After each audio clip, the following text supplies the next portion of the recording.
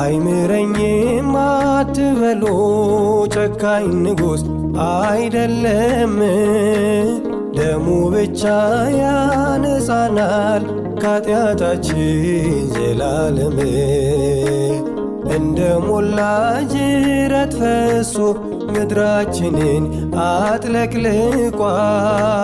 የእርሱ ፍቅር ኃይል ሆኖት ስንቱ ከሞት አፈትልቋል። ጌታ ኢየሱስ ይቅር ባይ ነው ፍቅርህ፣ ምሕረት ከቦት በሰማያት ሚኖር። እያመመው አባቱን እየጠራ አይቻለው